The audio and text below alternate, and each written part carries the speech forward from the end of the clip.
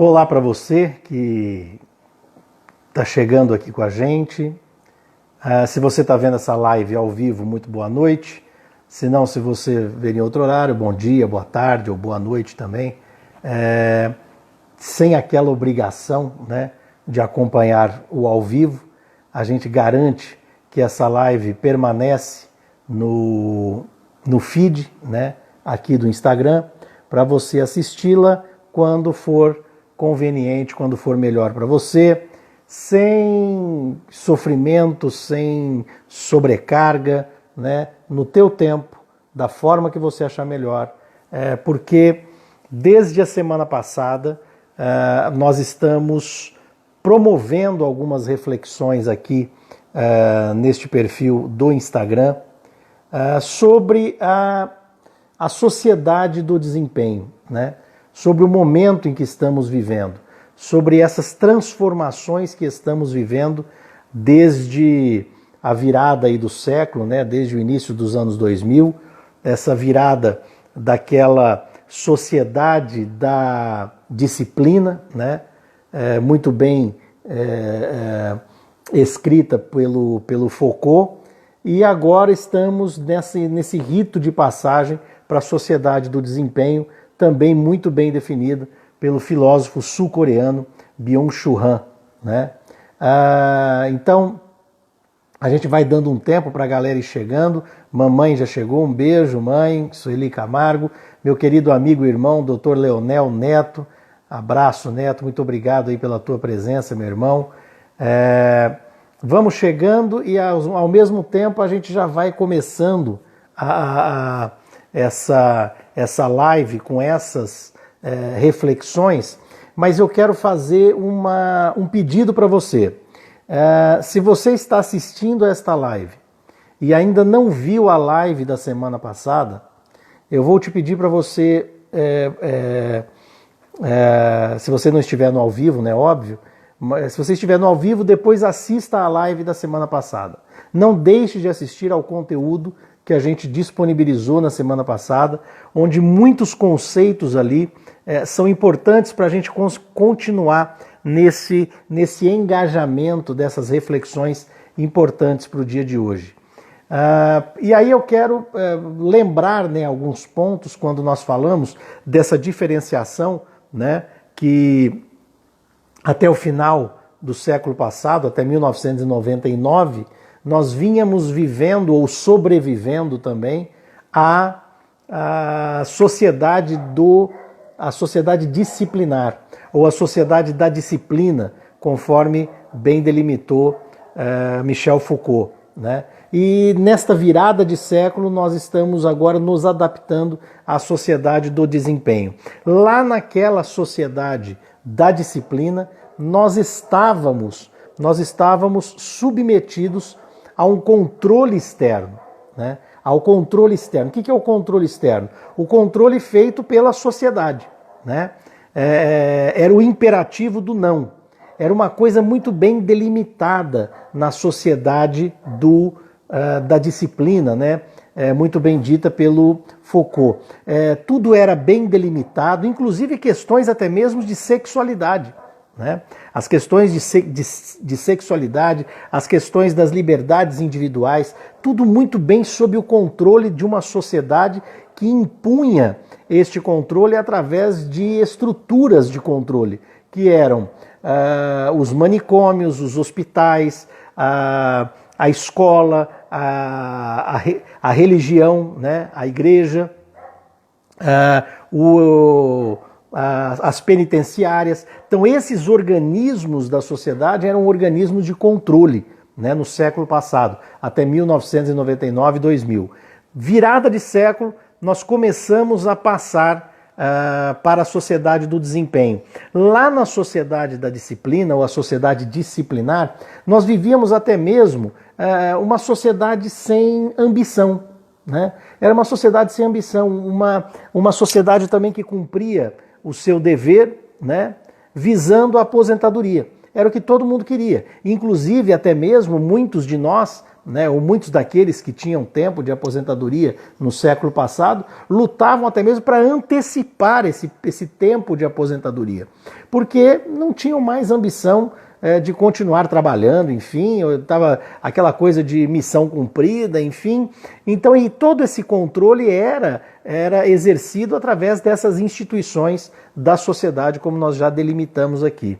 Quando a gente passa nessa virada de século para a sociedade do desempenho, o controle não é mais externo, o controle é interno. Nós somos os nossos autogestores. Na verdade, nós somos carrascos de nós mesmos. Nós mesmos nos vigiamos, nos controlamos e exigimos de nós mesmos. Nós mesmos vamos exigindo a cada vez mais de nós mesmos para o alcance de metas, e aí quando você alcança uma meta, automaticamente essa métrica ela é redimensionada, né? E a gente já falou na live anterior, eu não vou repetir aqui, mas essa coisa de, não, se você consegue trabalhar até as 10 da noite, por que você não vai até as 11? Mais produtividade, porque olha, se você não for, alguém vai, aí você vai ficar para trás. Então aquela coisa maluca, né, de competitividade, mas uma competitividade que começava dentro de nós mesmos, que começa dentro de nós mesmos. E é assim que a gente vai vivendo. Aquela sociedade da disciplina, como a gente bem disse também na live anterior, os indivíduos que não se adequavam à sociedade da disciplina, eles eram taxados de loucos ou delinquentes, né? Loucos ou delinquentes. No caso desta sociedade atual para a qual nós estamos vivendo agora, que é a sociedade do desempenho, os indivíduos que não estão se adaptando, que não estão se adequando a esta sociedade, são taxados de depressivos ou fracassados, né? Depressivos ou fracassados. E assim a gente vai rotulando, né? Aqueles que não conseguem alcançar as metas estabelecidas nessa comparação infinita que a gente vai fazendo entre nós mesmos, né? Para que a gente alcance cada vez mais métricas, muitas vezes até desumanas, né? Desumanas. Então esses indivíduos que não alcançam ou que não toleram isso, vão partindo cada vez mais para a depressão, então são taxados mesmo de depressivos ou fracassados. Se você renuncia a esta sociedade, você é um fracassado, né? Você arregou, né? Você é um fracassado. Deixa eu dar um abraço aqui para minha querida Maria Amália, para a doutora Zulene também, muito obrigado pela presença. Meu querido amigo e irmão Edu Soares, um abraço, que honra ter você aqui, viu, meu querido? Muito obrigado mesmo. Quem mais aqui? TMG Marketing, muito bom também, muito bom. Galera, vai chegando. Deixa eu dar um dado importante para a nossa reflexão de hoje aqui. Na plataforma Gente, né, que é uma plataforma importante que acompanha muito bem esse processo, eles apontaram as 5 principais causas de estresse na sociedade atual. As 5 principais causas de estresse na sociedade atual. Há um empate em primeiro lugar. E o empate no primeiro lugar das 5 principais causas de estresse na sociedade atual é a pressão para resultados, a pressão sobre si mesmo, para alcance de resultados e metas, e a ameaça de crime, a ameaça de insegurança. Então olha só que maluco, né? A principal causa de estresse na sociedade atual, conforme apontamento da plataforma Gente, é justamente a pressão que exercemos sobre nós mesmos, né? Esse autoflagelo que a gente se impõe, ela está equiparada ao medo da criminalidade. Então veja que nós temos tanto sofrimento com a ameaça de crime, quanto nós também sofremos com aquilo que a gente mesmo faz com a gente. E essa coisa de a gente dizer, olha, essa autoexigência que a gente vai fazendo, né, da gente mesmo, é uma coisa muito maluca, essa autoexploração, né, que a gente vai fazendo na gente mesmo, essa autoexploração, ela passa a ser infinita justamente porque a sociedade do desempenho vai colocando para a gente o seguinte: olha, trabalhe enquanto eles dormem, né? Quando eu estava no ensino médio, até no século passado, quando eu estava no ensino médio, já vinha uma cultura do desempenho nessa parte do vestibular. E eu lembro muito bem, quando você pegava, por exemplo, não tinha Enem na época, né? Então você ia na lista da FUVEST, da VUNESP, essas coisas todas, e aí parecia lista de chamada do Japão, né? Só tinha nome de japonês nos primeiros lugares, né? Um povo muito disciplinado, enfim, né? Então eles ocupavam os primeiros lugares, não sei como está hoje, mas ocupavam os primeiros lugares no vestibular.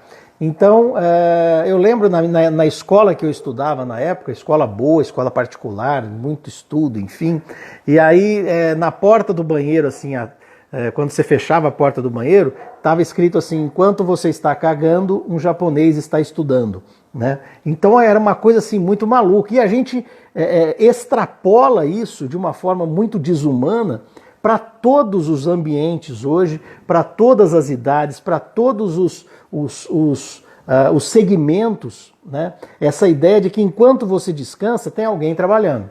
E esse alguém que está trabalhando vai tomar o seu lugar. Esse alguém que está trabalhando vai ter o desempenho reconhecido e você não. Portanto, você vai ser descartado. Aí você vai ser rotulado daquela questão do ou depressivo ou fracassado. E a partir desse momento você começa a se auto-vigiar e a se auto-explorar. Você não precisa de chefe. Você não precisa de ninguém vigiando se você está trabalhando, se você está estudando, se você... Não, porque você mesmo já se exige a alcançar patamares, muitas vezes, que nem é você que delimita, nem é você que marca, nem é você que domina essa métrica, mas você faz isso através de comparação com o outro. E fazendo isso, a gente vai lembrando o seguinte, né? Nessa pandemia, nós tivemos a alternativa do homework, né? Do trabalho em casa, muitas empresas que não podiam funcionar à medida do possível delegavam isso para os seus colaboradores para trabalhar em casa, enfim. Vocês perceberam que muitas empresas adoraram esse sistema?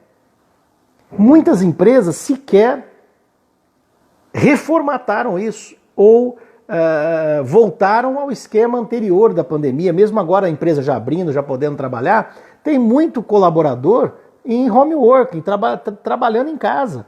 Por quê? A empresa adorou porque baixou o custo físico, né, da sua estrutura. E não precisa se preocupar, porque o seu colaborador já tem o seu próprio chefe embutido em si mesmo.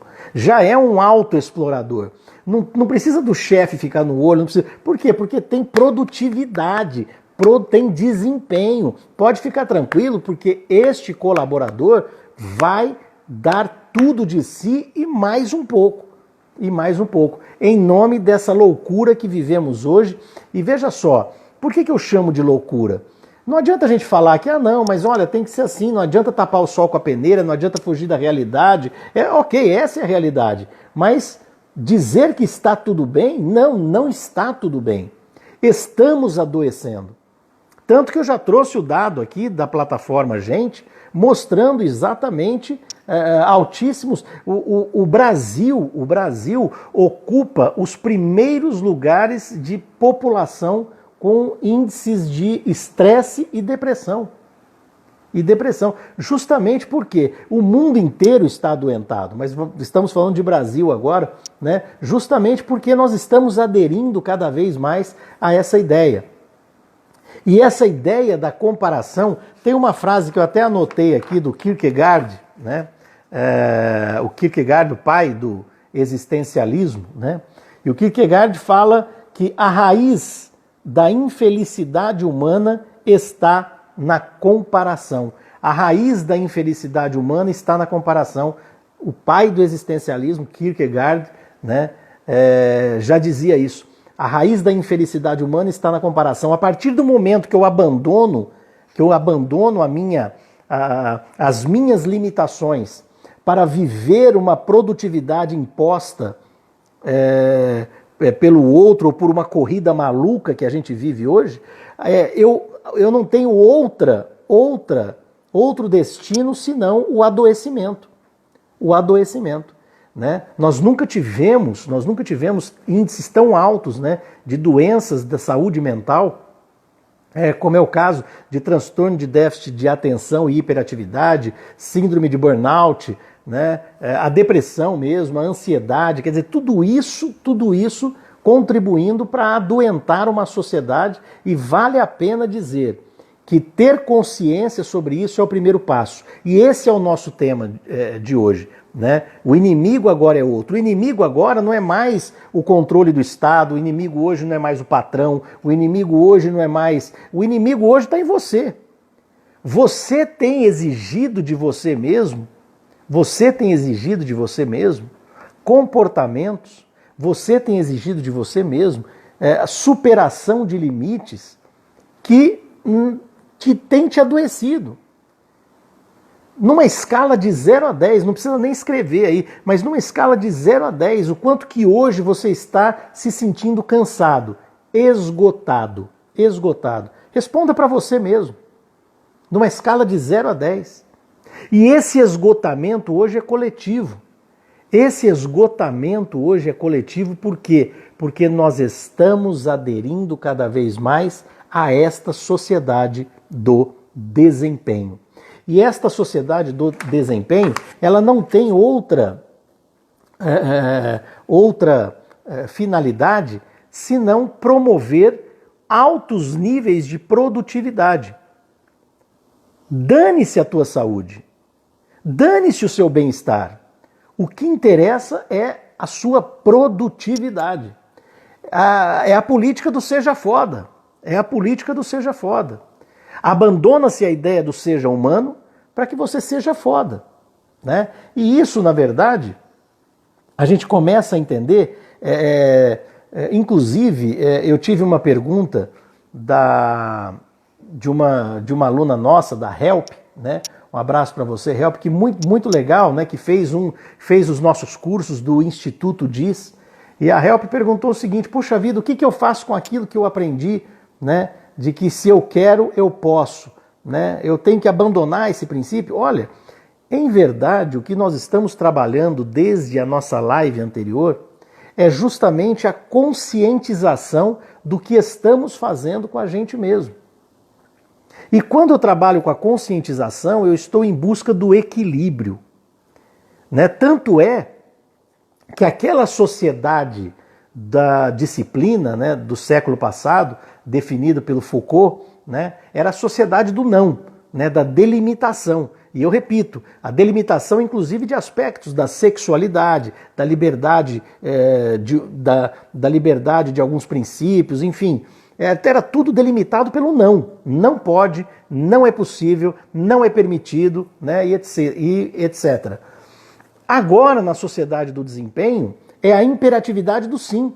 Você pode tudo. Você pode conseguir tudo. E se você não está conseguindo, é porque você não está dando tudo de si. Por quê? Não porque estão preocupados com você, mas estão preocupados com a sua produtividade. E sendo assim, esse sim, na verdade, ele passa a ser tóxico. Porque ele passa a te estimular a buscar metas, a alcançar metas que são inalcançáveis. Metas desumanas, metas de sofrimento. Você passa a ser carrasco de si mesmo. Então a proposta da reflexão rápida de hoje, nós temos muito a dizer sobre isso.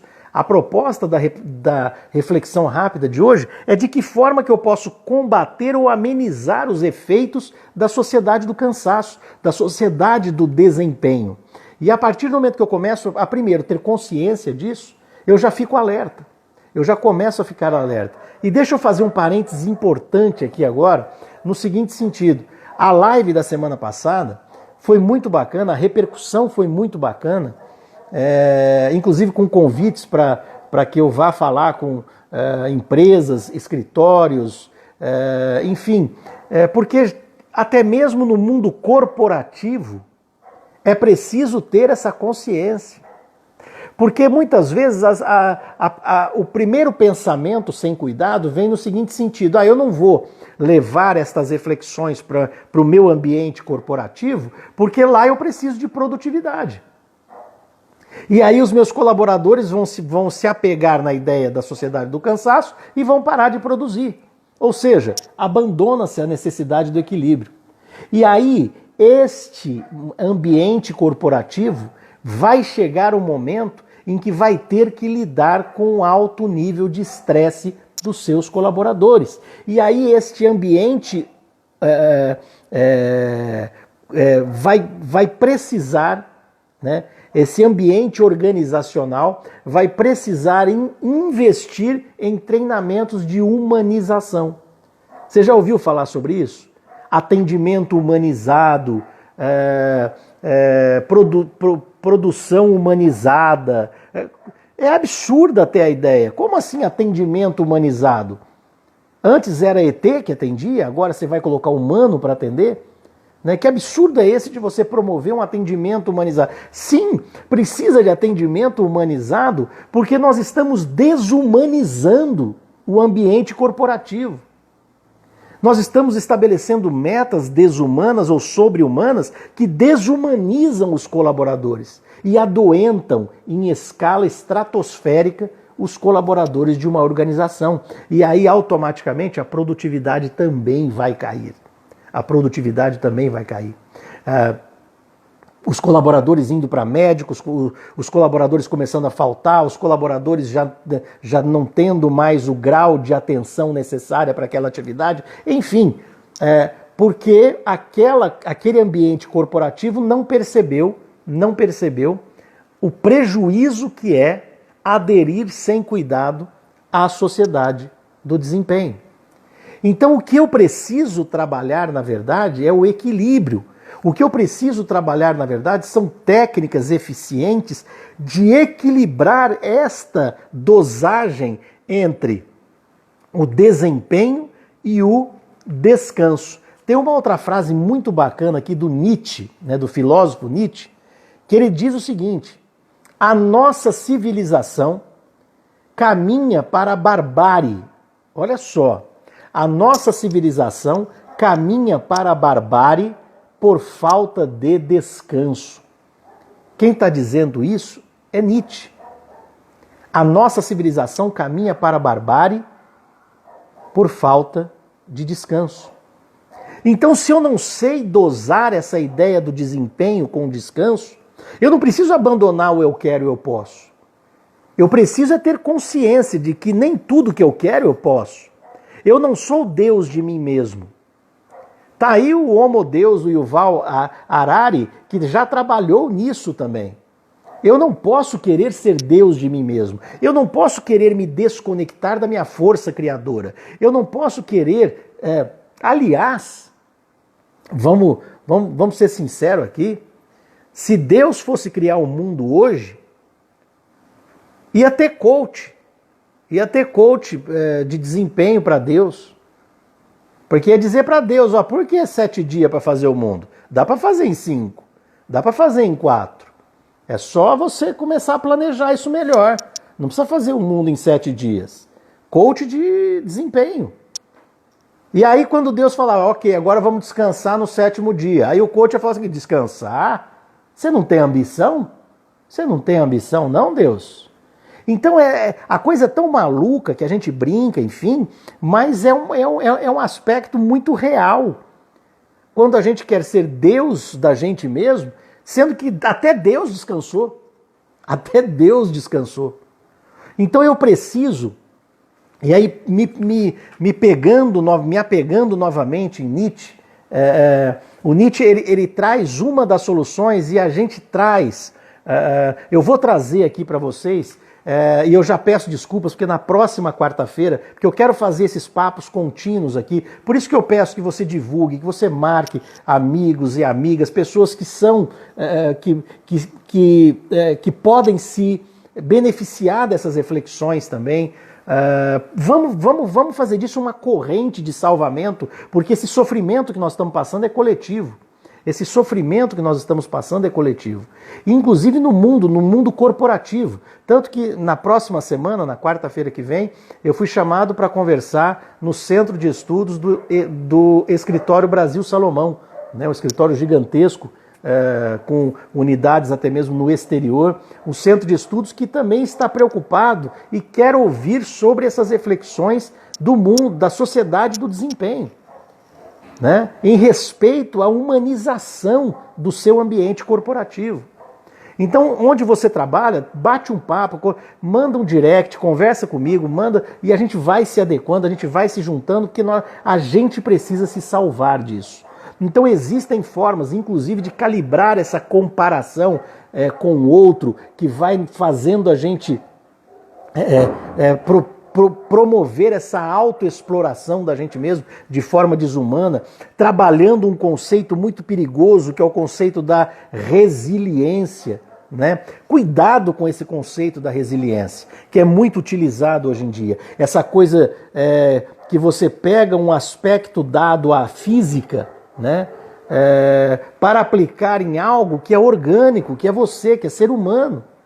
A resiliência você aplica a metal, você aplica ao sintético. Você não é sintético, você é orgânico. E sendo orgânico, você tem limites. Sendo orgânico, você tem as suas limitações. Como eu disse, você não pode querer ser Deus de si mesmo. Isso vai dar errado. Assista a live da semana passada que está no feed aí do Instagram. Também está no Facebook. Também está no YouTube do Instituto Diz. Assista, porque ali a gente faz uma reflexão mais aprofundada nesse aspecto. De que a gente não pode querer ser Deus, a gente não pode querer ter poder e autoridade ao mesmo tempo. Isso vai dar errado. Isso vai dar errado. Vai colapsar, vai infartar a alma. Então, tendo essa consciência e começando a promover o equilíbrio disso, e aí eu me apego novamente a Nietzsche, e o Nietzsche, ele diz que nós temos uma fusão harmônica, né, em nós mesmos, uma fusão harmônica que ele chama de uma personalidade apolínea, né, e uma personalidade dionisíaca, né? Nós temos o apolíneo e o dionisíaco, que é justamente inspirado nas personagens da mitologia grega, né? O Apolo e Dionísio, filhos de Zeus, né? Apolo, que representa para a gente a racionalidade, o dever, a produtividade, né? A ordem. Já Dionísio é o prazer, é a paixão, é o descanso, é o caos. Nós temos caos em nós mesmos. Nós temos caos que deve existir, que a gente deve deixar existir. O grande problema é que nós demonizamos o ócio, nós demonizamos o tédio, nós demonizamos a contemplação, o olhar para o nada, o descanso. E demonizando o ócio, nós acabamos aprisionando Dionísio, deixando Apolo sozinho. E este Apolo tem feito de nós escravos diariamente de nós mesmos, tentando cumprir metas desumanas que têm feito de nós verdadeiras pessoas depressivas e pessoas com sentimento de fracasso. Mas esse sentimento também não é real.